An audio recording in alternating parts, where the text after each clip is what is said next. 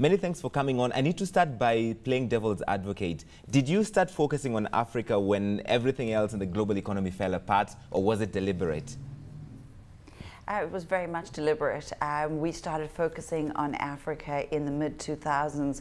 So while everything was extremely robust in the Northern Hemisphere, and of course that was, as we've seen, was something of a bubble. And we're very pleased to be in the space in Africa. It's very exciting. Certainly Africa is getting its time in the sun right now, but this was a strategy of ours that we have been working on for many, many years now. Why is private equity, especially in the capacity building space, the new choice, really what every investor is looking at right now? Absolutely. You know, in Africa, it's really very hard as an investor to get exposure to what's going on in the continent through your public markets. You know, the counters are limited, the number of listed companies are small, and they're really not reflective of the economy overall. Whereas private equity can get into the crevices and really create the opportunities for investors that otherwise they would not be able to achieve.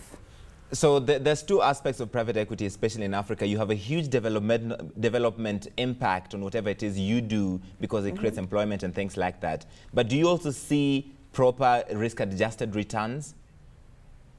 Oh, absolutely, and I'm a great proponent of having what I call the double bottom line, or double happiness is what some people refer to it as. It's really critically important that you can show sustainable returns on a risk-adjusted basis to your investors. Many of our investors in the International Housing Solutions Fund are fiduciary investors. They are required to get the best possible risk-adjusted returns for their funds. And so, in turn, the only way we can capture that kind of money in Africa is if we are offering very, very solid returns. And I'm pleased to say at H.I.S. we've been able to achieve that, while at the same time very positively impacting employment opportunities, as well as creating a good stock of affordable, secure, and good housing to offer middle class and working class families an opportunity to get onto the housing ladder. You have about 1.9 billion rand in your fund. Why did you specifically pick on affordable housing? You know, we are all affordable housing specialists. The team all comes from a background of affordable housing. And in South Africa, as in many of the other parts of Africa, there is a really compelling case to be made, because the supply of affordable housing is so limited, but there is this growing demand for the sector. And these are people who can afford to pay for housing, but the supply of housing at their price point just hasn't been there.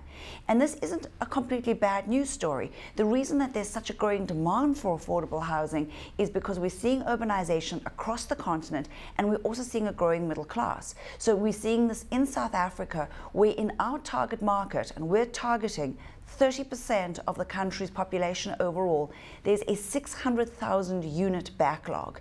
So for our investors, we offer this opportunity of a great market, in other words, a big mismatch between supply and demand, and good solid returns. So lower risk and reasonably solid returns.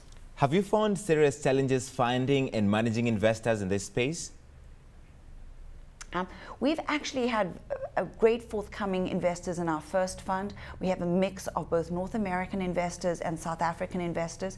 It's really important to our North American investors to see local investors in the fund, but by a small margin, we have a few more by rand value non-South African investors in the fund. It looks like we'll have about the same proportion in our next fund, which again is exciting because it means we're bringing foreign direct investment onto the continent. What do you think are the risks and indeed the opportunities for Africa, in your estimation? Well, you know, I think that Africa has for so long had an unfortunate brand, and it's very exciting to see it come out of the shadows and to be a little bit of a darling in the world right now.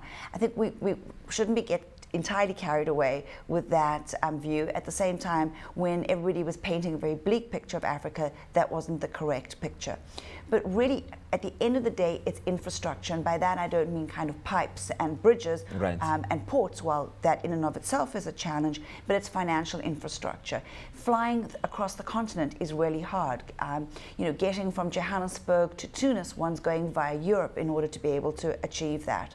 So I think being able to create banking infrastructure, clearing houses, really solid property rights, because at the beginning and the end of the real estate market rests on good property titling, because banks are not going to loan on a collateralized basis if the collateral is questioned because it isn't solid title.